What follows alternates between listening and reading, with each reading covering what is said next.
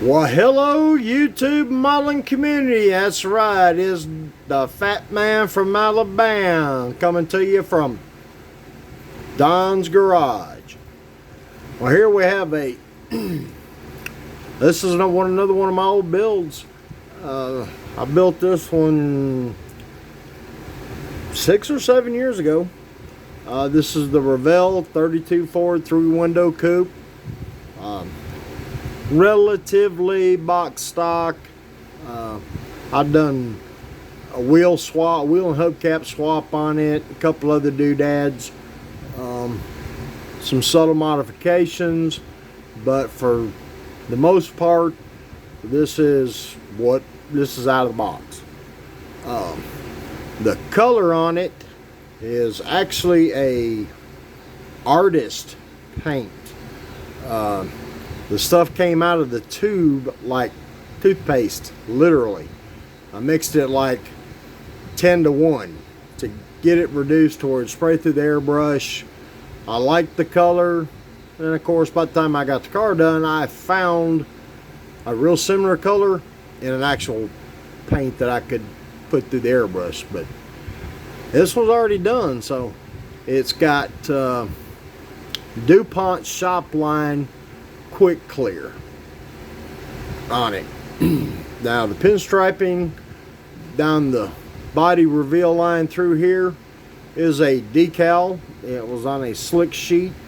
I couldn't tell you which one. It was their pinstripe sheet if I'm not mistaken, and I don't even know if they still make it or not.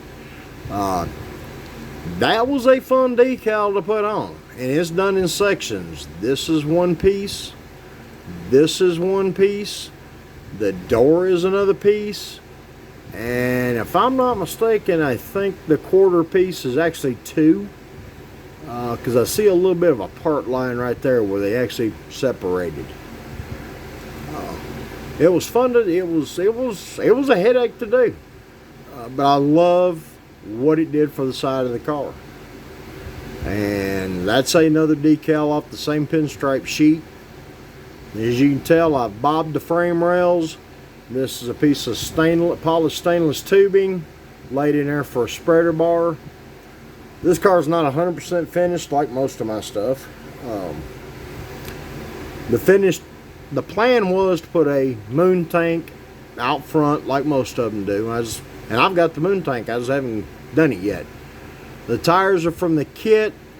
The wheels and the hubcaps are out of the 32 5-window. As well as the little Nerf bars are from the 5-window. Another piece of stainless tubing used here for this spreader bar. The interior is straight up out of the 3-window kit. It's painted a light ivory from Krylon. We'll pick it up here and get it, see if we can get it to in here. Get it in here, we can get a kind of an eyeball in there, see what's going on. The gauge decals are from the kit, and you can see in this picture there was some what they call solvent popping. And it's got all these little dimples. I'm pretty sure this was a reaction between the paint and the clear. I thought it was dried down enough to put the clear on, and now it's showing me that it wasn't. We'll spin it around here. You can get a little closer look at the pinstripe. I just love this stuff right here. I mean, it just and see, it's solvent popped all over this car. I mean, there's not a panel that don't have it. But this car is generally sitting in a plastic case on a shelf. Some more pinstriping on the rear end housing, and I believe this decal here come off of another Revell 32, possibly the 5-window, but don't quote me on that. The underside, again, it's just box stock. I did do my little lowering trick on this one, where I cut the front bags, take a few leaves off the front spring, so on and so forth. Strip the chrome off the headers. All the exhaust is painted white all the way out the back. I like having a white rear end housing under these, especially on a fenderless car or high boy, whatever name you want to call it. See if we can get in here and get a little better look at the interior. Ah, yeah, there we go. You can see the instrument cluster pretty good right there. Little dab of, that's actually bare metal foil on the key slot for the dashboard. That's before this was built before I had the Molotov pin.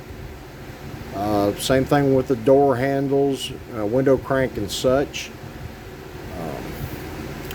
So I went here and attempted to paint the mounting points for the front forelink. Painted over the chrome, and it doesn't match. You can see here they're hand painted white walls on this.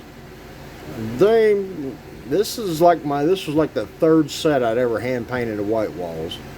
The wheels are done in the same ivory that the body is, the interior is. There's the fronts, and like I said, it ain't bad. Looks fine, like I said, sitting in the showcase. You know, typical black wash the grill. This was done before I ever discovered the Tamiya panel liner stuff. So what I done, I took some Tamiya flat black and some Windex and made my own wash. And as you can see, I washed the grill. This is like the second or third issue of this kit, the one I started with, and they've all got it. Something has shifted in the molds. This section right here is raised up, and it's got a real nasty mold seam right here. I mean, this panel here is a couple of thousandths above this. I mean, you can hang anything against it. So what I did is I went in and rescribed the trunk lid line extremely deep, especially up here, and then just took a flat file and worked all this down, and the seams up in here. This was the fun part where the belt line is. But I got it all worked down and back in play, or shaped down like it's supposed to be. Let's see, we've showed the undercarriage, the interior, we've been around and around on the body a couple of times. Let's pull the hood off of it. So I was going to paint the inside of the hood and still ain't done that. It's the little small block Ford from the kit. I tried to just build it a little on the clean side. Again, another piece of stainless tubing here to do the radiator support rod. The valve covers for this one are also out of the 5-window kit. There's another slick pinstripe decal on top of the radiator shell. We'll get the reflection. There we are.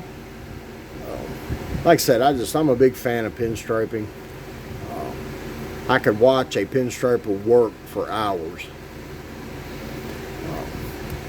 Engine bay not finished, no radiator hoses on it. But again, it's a simple built model with a little bit of impact, and it makes a good looking shelf queen. You know, as long as you don't get too close to it, it looks great. But that's this one. I have another 32.3 window over here that's not quite as modified as this one.